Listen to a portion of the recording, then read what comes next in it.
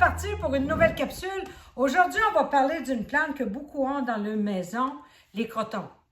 Il y en a qui m'écrivent, « Marthe, j'ai beau aller sur YouTube, je trouve rien pour comprendre comment fonctionne mon croton. » C'est pas un croton, c'est un croton.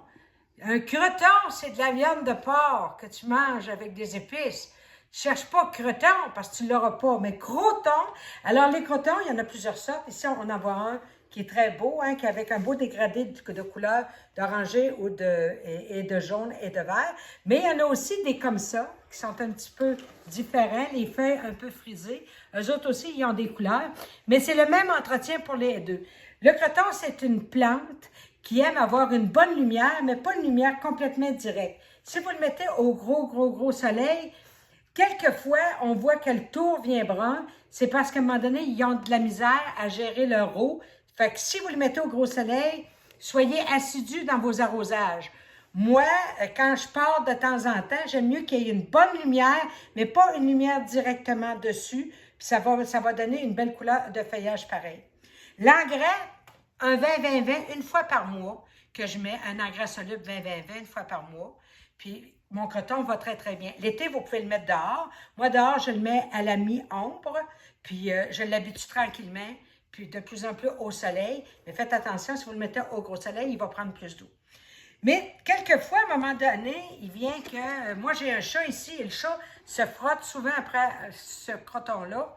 Et il m'a arraché des feuilles. Donc, on voit cette grande tige-là qui n'est pas si belle que ça. Alors, moi, j'ai décidé que j'allais faire une bouture. Parce que ce grand bout-là, je le trouve laid. Donc, je vais garder seulement la tête, puis je vais le bouturer.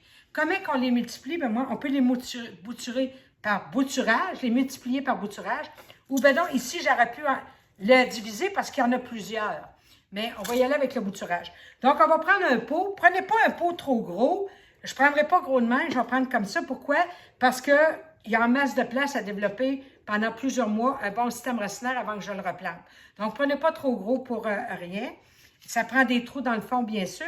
Et je vais aller mettre un terreau ici, qui est un terreau à bouture. Voyez-vous? Il est très léger, puis il y a de la fibre en masse. Donc, ça va être facile pour la racine de se faire dans un terreau léger comme ça.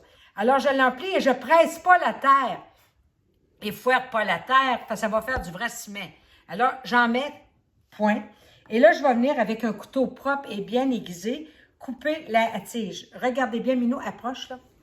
Voyez-vous, ici, cette tige-là, ici, je suis en bois foncé, puis ici, je suis en bois vert pâle. Fait que je vais aller couper ici, qui est encore du bois vert pâle. Coupez pas trop long pour rien, ça donne rien. Je coupe en biseau, une belle coupe propre, d'accord? Je ne garderai pas autant de branches que ça. Pourquoi? Parce que la plante, elle va vouloir garder ses feuilles avant de faire des racines. Donc, ça va prendre de l'énergie pour rien. Je vais enlever des feuilles, comme ceci. Vous allez voir, je vais seulement en garder 3. D'accord? Je vais prendre de l'hormone. Hein? C'est de l'hormone de bouturage. Et je vais venir tremper ma bouture dans l'hormone comme ceci. Je vais enlever l'excédent, c'est bien important. Et je viens tout simplement, regardez, pousser dans la terre pour que la bouture prenne une bonne fixation. Et là, je vais carrément peser, il faut que vous enleviez l'air dans la terre. D'accord? Tout enlever bien l'air comme ceci. Et je vais venir arroser généreusement. Il faut que le terreau reste humide.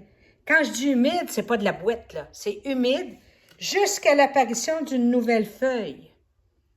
Puis, mettez-le pas au gros soleil. On va la mettre à une place un peu retirée de la fenêtre parce qu'elle n'a pas de racines présentement.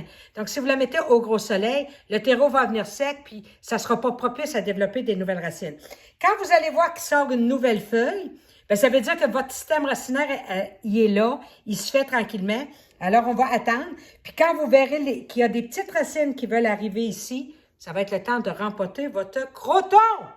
Alors là-dessus, n'oublions pas, ne cherchez pas croton, mais croton sur les tomates. Là-dessus, on cultive notre bonheur.